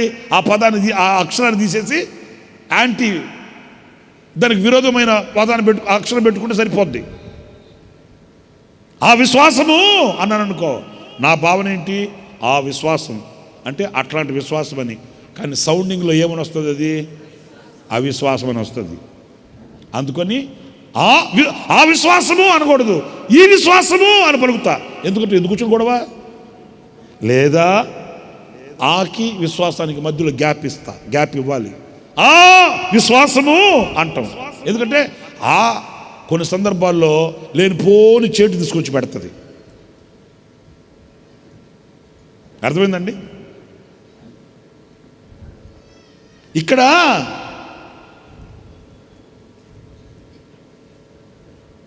విశ్వాసమును చెరుపుకుంటున్నారు. ఇప్పుడు విశ్వాసులమైన మనం జాగ్రత్తగా వినాలి. విశ్వాసులమైన మనం విశ్వాసమందు ఏమవ్వాలి? పూర్ణులు కావాలి. ఓకే, ఈ విశ్వాసాన్ని గురించి బైబిల్లో మనం చదువుతాము. శోధనలకు నిలిచిన విశ్వాసం. అవునా కాదా? సువర్ణము అగ్ని పరీక్షల వలన శుద్ధీకరించబడుతుంది కదా. అగ్ని వలన శుద్ధీకరించబడుతుంది. మరి దానికంటే అమూల్యమైన మీ విశ్వాసం ఈ శోధనలకు నిలిచినది. అంటే ఎలాంటి విశ్వాసం కావాలి చెప్పండి మీరే? అమూల్యమైన విశ్వాసం కదా. అదే బాడీ ప్రజెంట్, మైండ్ ఆబ్సెంట్ అంటే. శోధనలలో నిలిచే విశ్వాసం కావాలి, మామూలు విశ్వాసం కాదు. 2, పూర్ణమైన విధేయతతో కూడిన విశ్వాసం కావాలి. ఏ విశ్వాసం? పూర్ణమైన విధేయతతో కూడిన విశ్వాసం. అందరు మామూలు విశ్వాసులు ఉంటారండి. అందరు విశ్వాసులే. ఇప్పుడు మీరంతా విశ్వాసులే. ఇదిగో ముసుగేసుకున్న వాళ్ళందరూ విశ్వాసులే. ఇదిగో మా వాళ్ళంతా విశ్వాసులే. కానీ మీ అందరిలో, మనందరిలో పూర్ణమైన విధేయత కలిగిన విశ్వాసులు ఎంతమంది? ఈ పూర్ణమైన విధేయత కలిగిన విశ్వాసులకి తండ్రి ఎవరంటే అబ్రహాం. ఓకే, శోధనలలో నిలిచిన విశ్వాసం అంటే దీనికి తండ్రి ఎవరంటే యోబు. హల్లెలూయా, హల్లెలూయా. అంతకంతకు వర్ధిల్లుతున్న విశ్వాసం అంట. పరిశుద్ధుడైన పౌలు, నా విశ్వాసాన్ని నేను కాపాడుకున్నాను, నా పరుగు తొడముట్టించాను అంటే అతనిలో ఉన్న విశ్వాసం అంతకంతకు అభివృద్ధి పొంది ఈ విశ్వాసాన్ని కాపాడుకుంటూ వర్ధిల్లుతూ పూర్ణ స్థితికి వచ్చాడు ఆయన.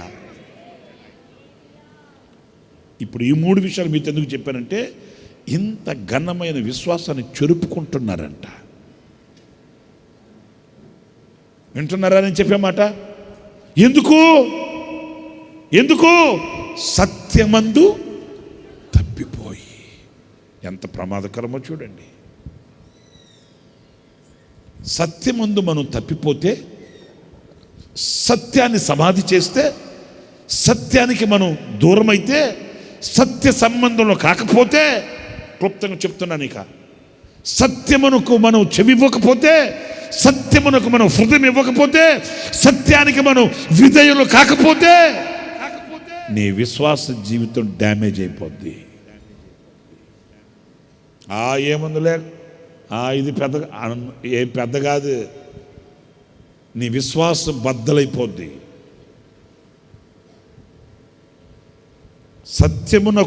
సత్యము విషయములో తప్పిపోయి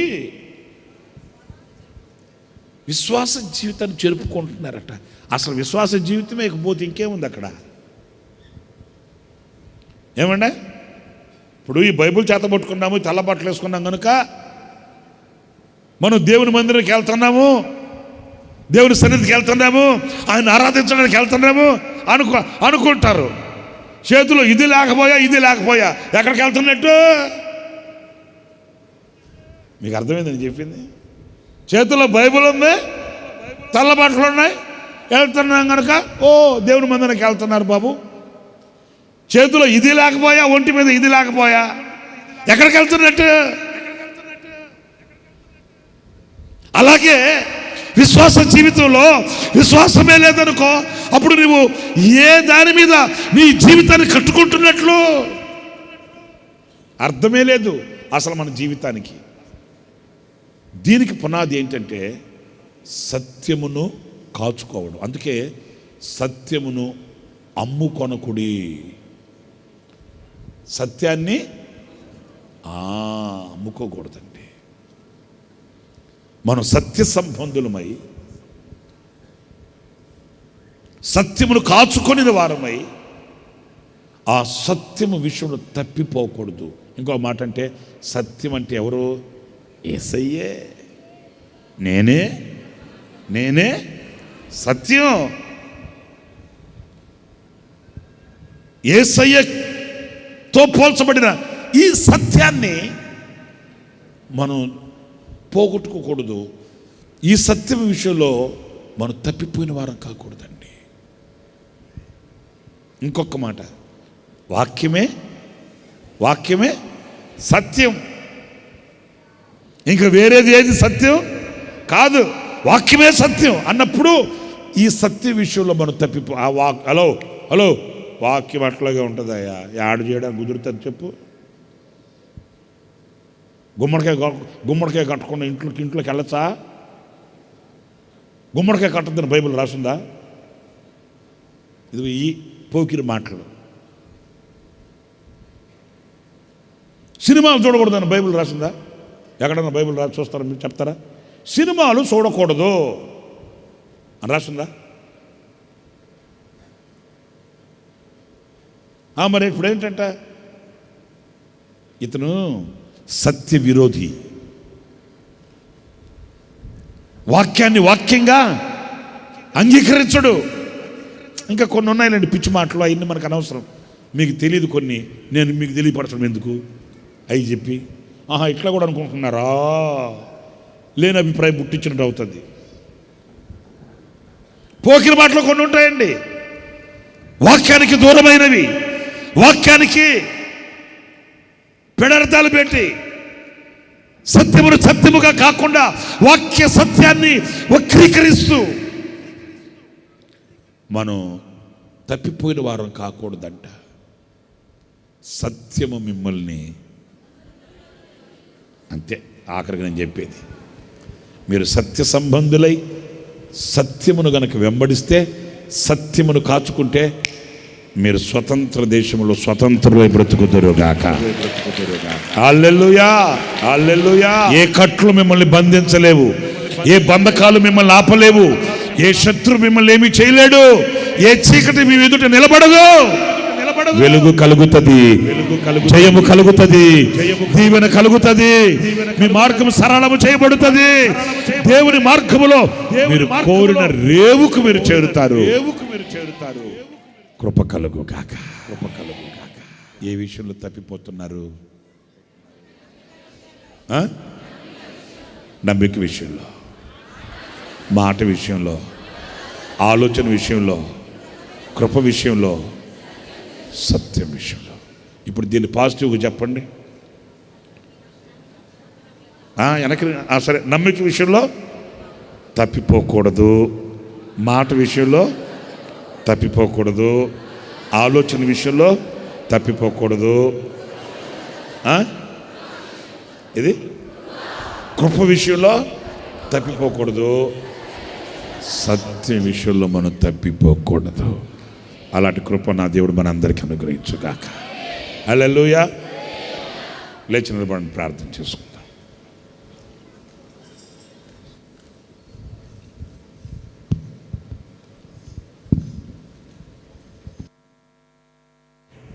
ఉన్నావులే ప్రతి క్షణమున కలిసున్నావులే ప్రతి అడుగున ఉన్నావులే ప్రతి క్షణమున కలిసున్నావులే ప్రతి అడుగున నీవేగా యేసయ్యా నా కాపరి నీవేగా యేసయ్యా నా ఊపిరి నీవేగా యేసయ్యా నా కాపరి నీవేగా యేసయ్యా నా ఊపిరి సార్యపైనున్న పాత్రగను చేదారి పోనివ్వక శోధనలను ఎదిరించినను నన్ను సోలిపోనివ్వక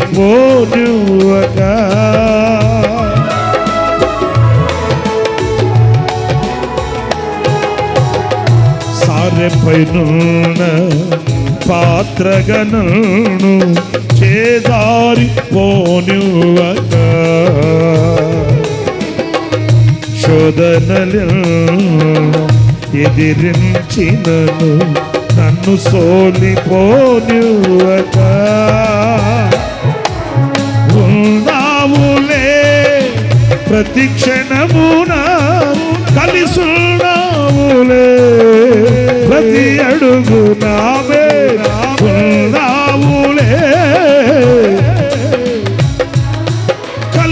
కలిసున్నావులే ప్రతి అడుగునా నీవేగా యేసయ్యా నా ఊపిరి నీవేగా యేసయ్యా నా కాపరి నీవేగా యేసయ్యా నా ఊపిరి నీవేగా యేసయ్యా నా ఊపిరి నా కాపరి నా ఊపిరి నీవే నీవే నా యేసయ్యా నా కాపరి నా ఊపిరి నీవే నీవే నా యేసయ్యా యేసయ్యా యేసయ్యా నా యేసయ్యా యేసయ్యా యేసయ్యా నా యేసయ్యా నీవేగా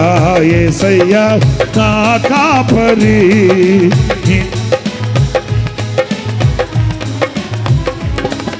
బ్రతుకుడాలి నా కాపరి నా ఊపిరి నీవే నీవే నా యేసయ్యా నా కాపరి నా ఊపిరి నీవే నీవే నా యేసయ్యా నీవేగా యేసయ్యా నీవేగా యేసయ్యా నా కాపరి నీవేగా యేసయ్యా నా ఊపిరి నీవేగా యేసయ్యా నా ఊపిరి నీవేగా యేసయ్యా నా కాపరి ఉన్నావులే ఉన్నావులే ఉన్నావులే ప్రతి క్షణమున కలిసున్నావులే ప్రతి అడుగున ఉన్నావులే తబల పెంచు కలిసున్నావులే ప్రతి అడుగున ఉన్నావులే ప్రతి క్షణమున కలిసున్నావులే ప్రతి అడుగున నీవేగా యేసయ్యా నీవేగా యేసయ్యా నీవేగా యేసయ్యా నా కాపరి నీవేగా యేసయ్యా నా ఊపిరి నా కాపరి నీవే నీవే నా యేసయ్యా నా ఊపిరి నా కాపరి నీవే నీవే నా యేసయ్యా నీవేగా నీవేగా నీవేగా యేసయ్యా నా కాపరి నీవేగా యేసయ్యా నా ఊపిరి నీవే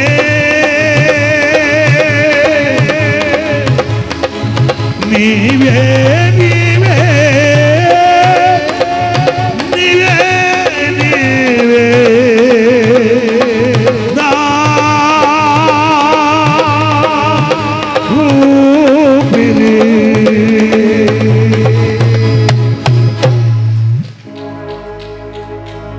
పారెపైనున్న పాత్రగను చేజారి పోనివక శోధనలను ఎదిరించినను నన్ను సోలిపోనివ్వక.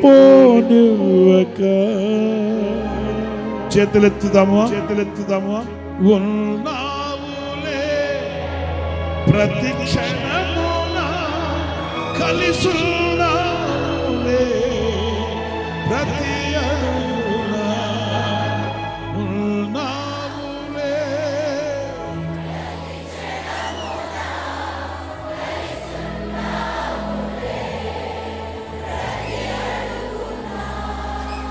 నీవేగా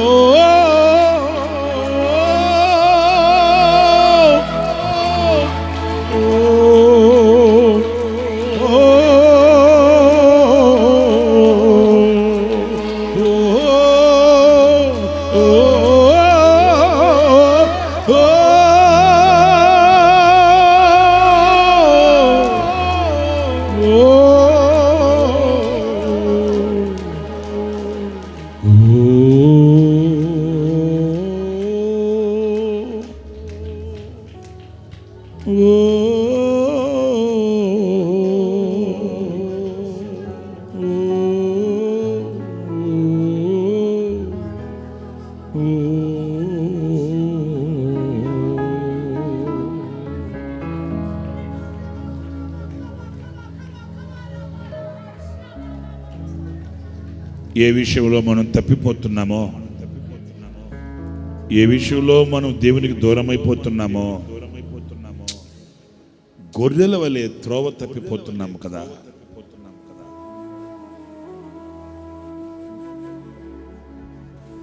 నమ్మికలోన మాటలోన ఆలోచనలలోన కృపలోన సత్యములోన పరీక్ష చేసుకుందాం. చేతులెత్తి ప్రభుకు అప్పగించుకుందాం. ప్రార్థన.